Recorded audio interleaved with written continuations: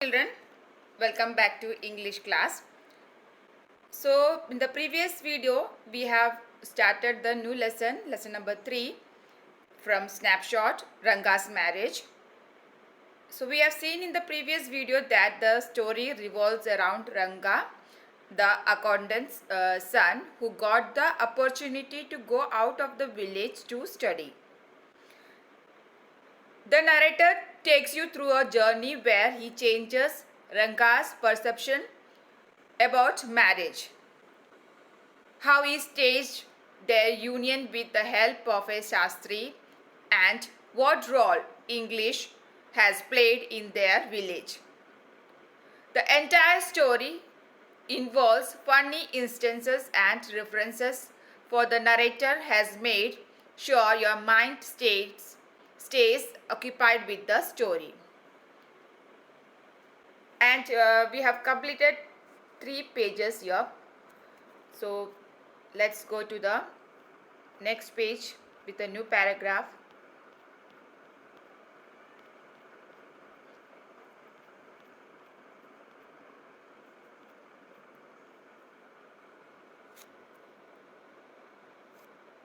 So yeah, when I am going to tell you is something that happened 10 years ago. We did not have many people who knew English. Then our village accountant was the first one who had enough courage to send his son to Bangalore to study. It is different now. There are many who know English. During the days you come across them on every street talking in English. Those days we did not speak in English, nor did we bring English words while talking in Kannada. What has happened is disgraceful, believe me. The other day I was in Ramarao's house when they bought a bundle of firewood. Ramarao's son came out to pay for it. He asked the woman, "How much should I give you?" "4 pies," she said.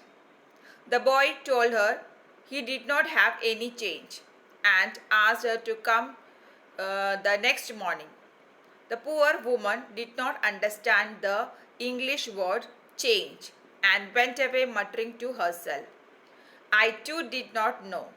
Later, I went to Ranga's house and asked him. I understood what it meant.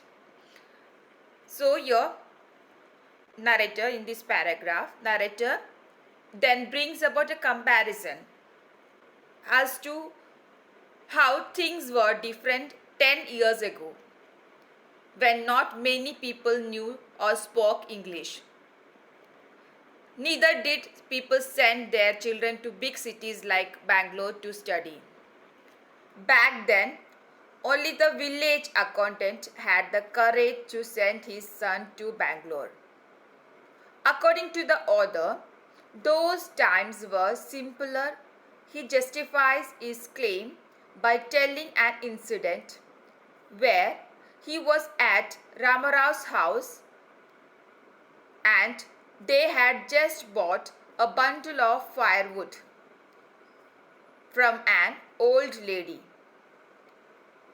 Rama told her to come next morning as he did not have any change at that moment. The poor lady did not know what change meant. She went away whispering to herself. Neither did the narrator know its meaning.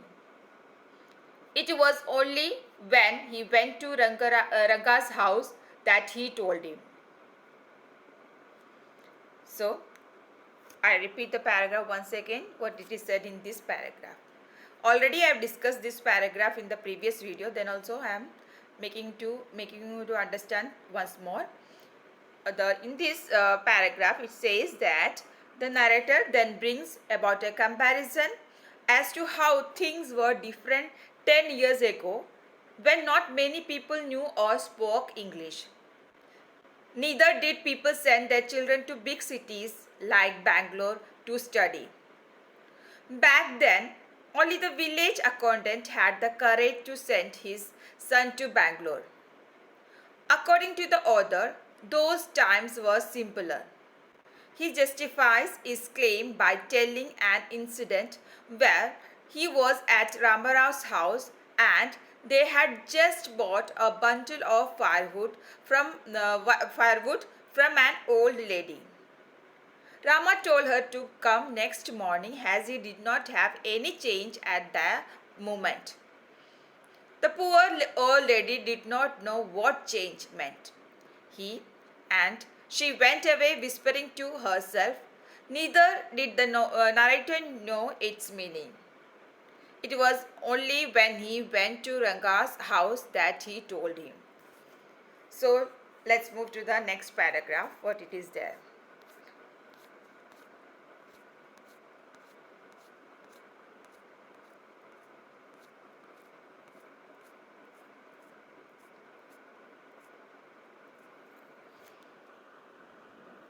The priceless commodity, the English language, was not so widespread in our village a decade ago.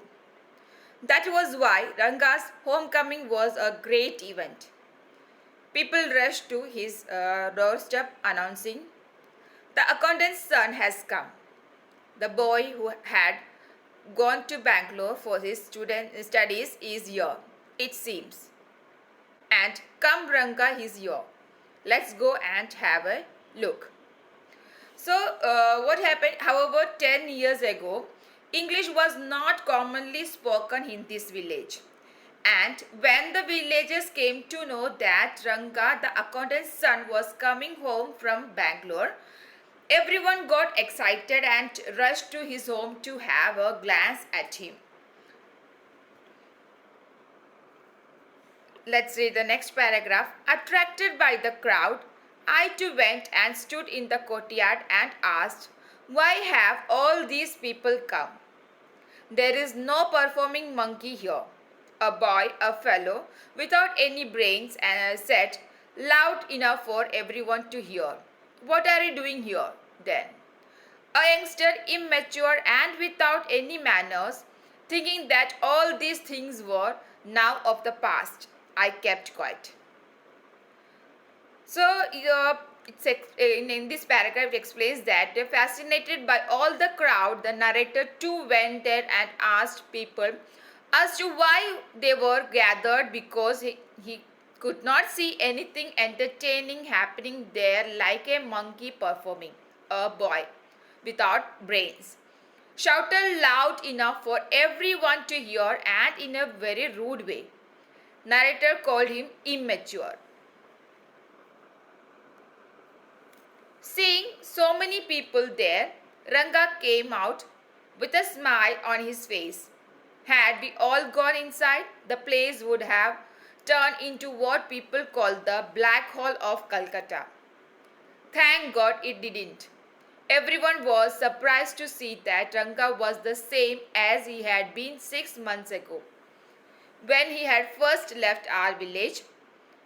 An old lady who was near him ran her hand over his chest, looked into his eyes and said, "Janevara is still there. He hasn't lost his caste." He went away soon after that. Ranga laughed. Janevara means what in Kannada? The sacred thread worn by Brahmins. So in this paragraph it says that all the people were waiting outside Ranga's house because the place would look like the Black Hole of Calcutta.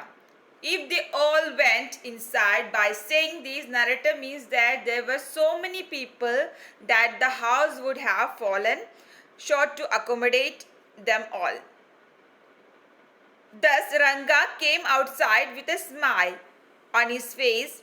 Everyone was so amazed to see that Ranga had not changed a bit after he left 6 months ago.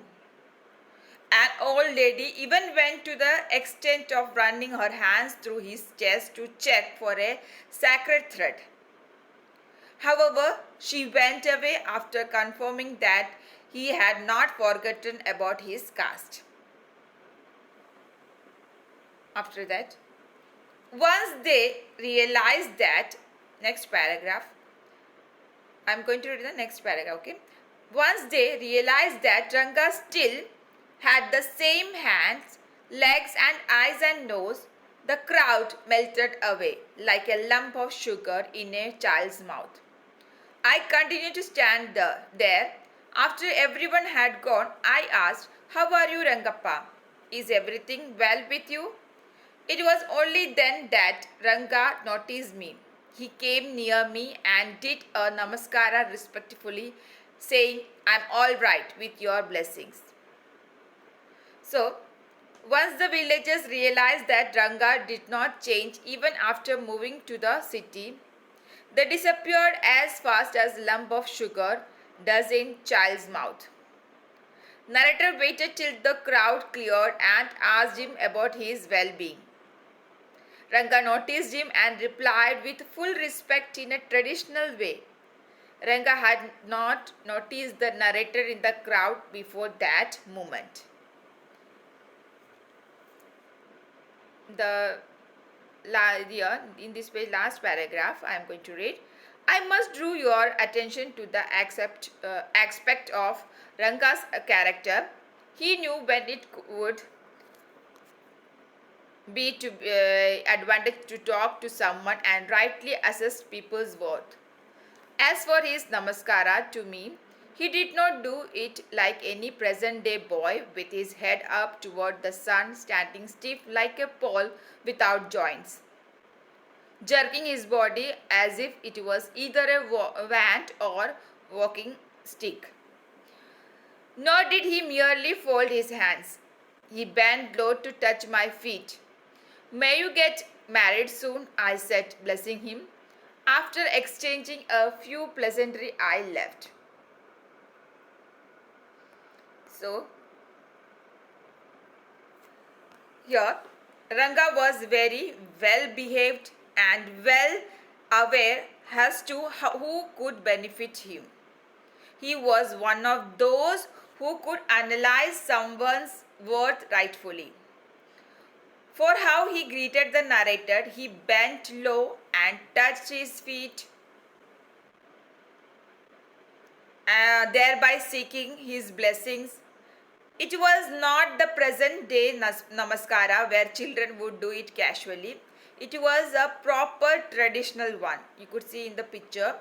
The narrator blessed him that he might get married soon, then left.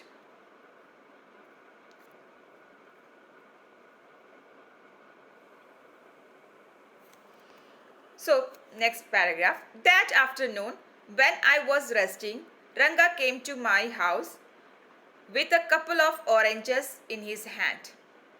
A generous, considerate fellow.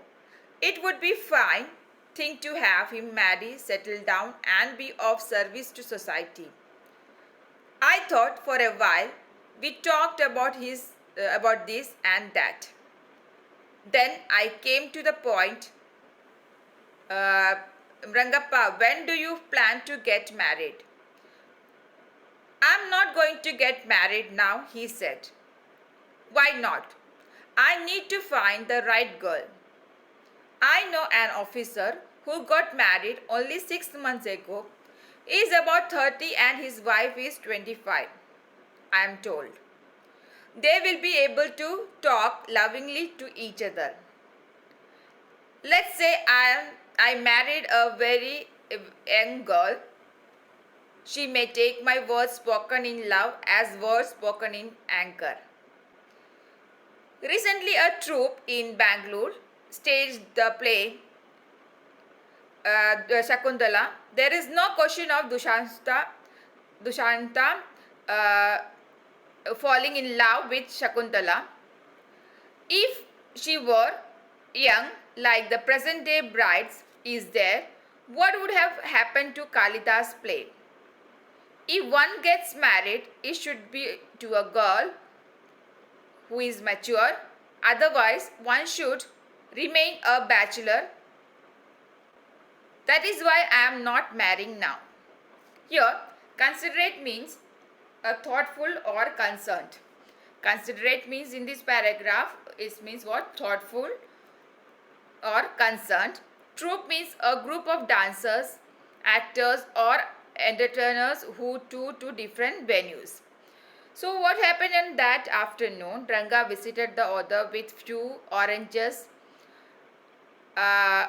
which the narrator thought was quite thoughtful of him. Thinking of how nice Ranga is, the author thought it would be a very good deed to have him married to a girl just as nice as him. They chatted for a while, then the narrator asked Ranga about his views on getting married. Ranga expresses that he doesn't intend on marrying now because he intends on finding the right girl. He cites the example of an officer who got married at the age of 30 to a woman aged 25. Now, since these are the both adults, they would understand each other's actions and behavior. Whereas suppose the narrator finds a girl who is very young, she could misunderstand his words or actions because she is not mature enough. In that case, he says that Kalida's play also would have not be existed. That is why he intends on staying a bachelor till he finds the right girl. Moving to the next paragraph. I need to find the... Is there any other reason a man should marry a girl he admires? What we have now are arranged marriages. How can one admire a girl with milk stains on one side of her face and wetness on the other, so young that she doesn't even know how to bite her fingers? One a neem fruit, the other the bitter gourd. Exactly, Ranga said, laughing. I was distressed that the boy who I thought would make a good husband had decided to remain a bachelor. After chatting for a little longer, Ranga left. I made up my mind right then that I would get him married. Ramarao's niece, a pretty girl of 11, had come to stay with him. She was from a big town, so she knew how to play the veena and the harmonium. She also had a sweet voice. Both her parents had died and her uncle had brought her home. Ranga was just the boy for her and she the most suitable bride for him. Here, the narrator introduces us to a new character in the story named Ratna. She is 11 years old and he is Ramarao's niece. She had lost both her parents, so her uncle brought her from the big town to his home with him.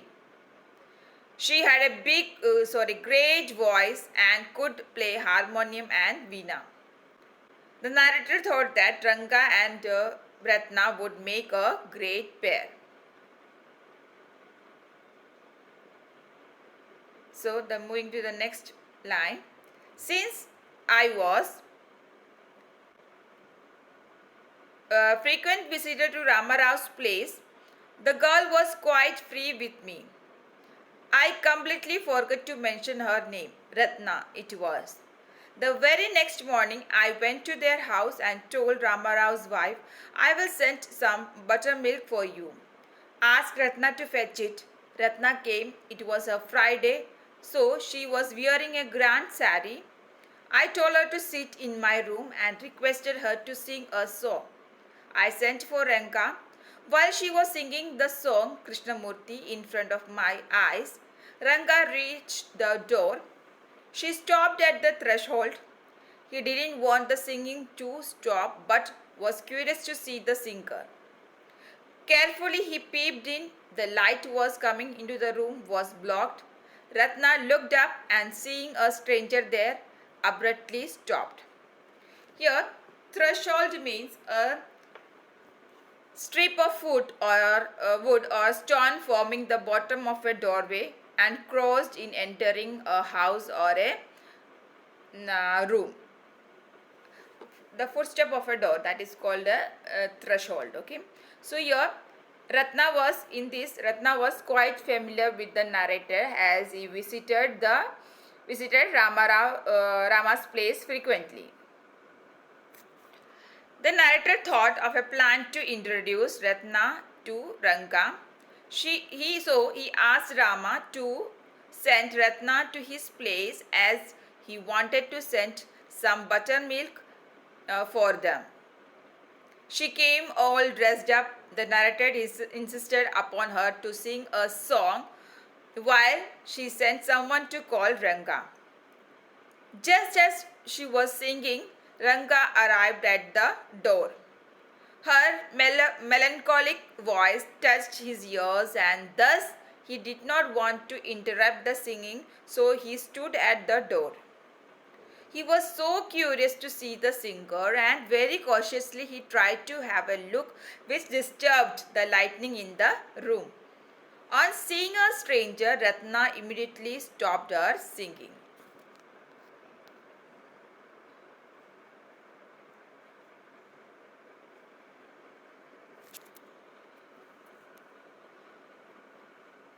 Suppose you buy the best quality mango. You eat it slowly, souring its peel before biting into the juicy flesh. You do not want to waste any part of it. Before you take another bite, the fruit slips out of your hand and falls to the ground. How do you feel?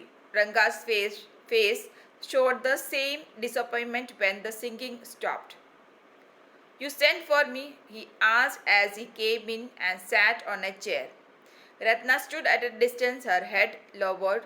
Ranga repeatedly glanced at her. Once our eyes met, and he looked very embarrassed. No one spoke for a while. So what happened? Narrator here compares Ranga's situation to the disappointment of dropping a best quality mango on the floor just before having to truly enjoy it. It was as if something great had been stolen before one could enjoy fully it. Ranga asked the narrator why he called for him. Ratna was very shy and thus looked downward, whereas Ranga sleepily glanced at her. There was an awkward silence in the room. Moving to the next paragraph. It was my coming in that stopped the singing. Let me leave. Words, mere words. That fellow said he would leave but did not make a move. How can one expect words to match action in these days of Kali Yuga? Ratna ran inside, overcome by shyness.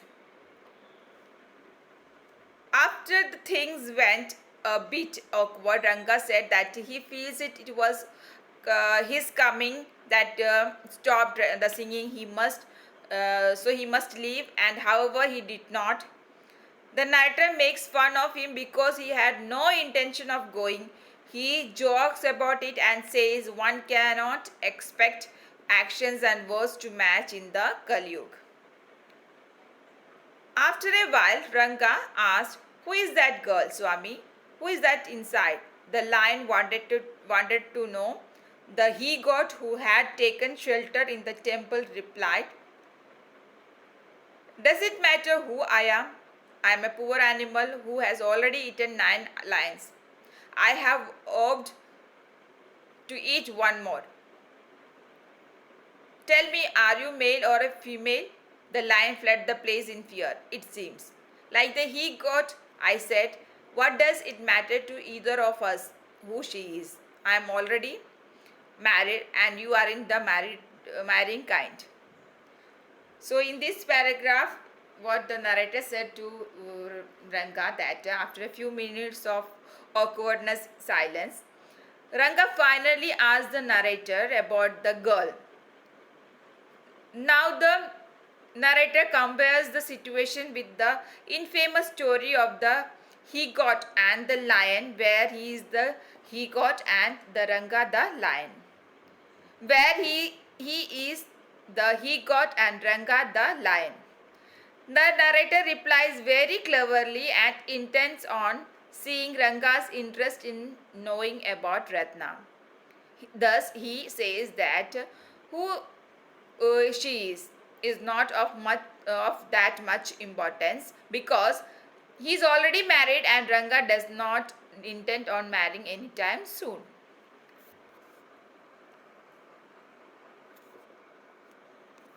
Very hopefully, she asked, She isn't married then?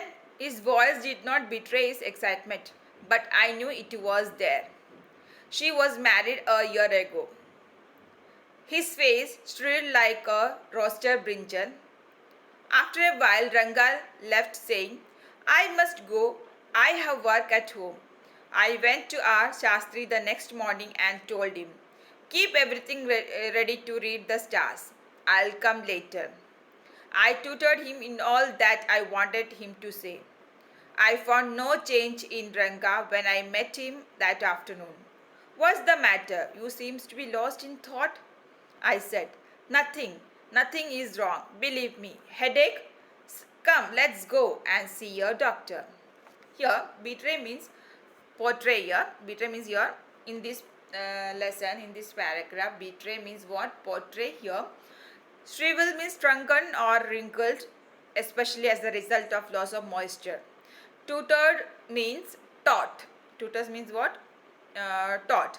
So here, hearing the narrator's reply, Ranga got excited, although he did not show it, but it was quite evident. Full of hope, he asks if she isn't married, to which narrator replies that she is, probably a year ago. Ranga was disappointed and disheartened. It was clearly all over his face. He went away quoting some work, our narrator having staged certain liking in the mind of Ranga for Ratna. Went on to complete his play. He went on to the village Shastri and told him everything that had to be said and done. He met Ranga that afternoon and he carried the same disappointment on his face. Upon asking if it is a headache, the narrator tells him that they should go and see a doctor. So he said in the next paragraph, I have no headache. I am my usual self. I went through the same thing when the process of choosing a girl for me was going on. But I don't think that could be a reason for your present condition. Ranga stared at me. Come, let's go and see Shastri, I suggested. We will find out whether Guru and Sheni are favorable for you or not. Ranga accompanied me without any protest. As soon as Shastri saw me, he exclaimed, What a surprise, Sham. Haven't you seen you for a long time? Here, Ranga insists that everything is fine with him and he is very normal self.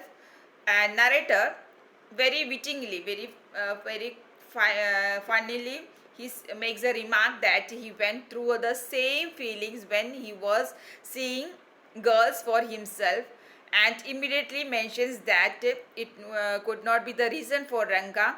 Furthermore, he suggested that they should go and see Shastri to see if the stars or Guru for Jupiter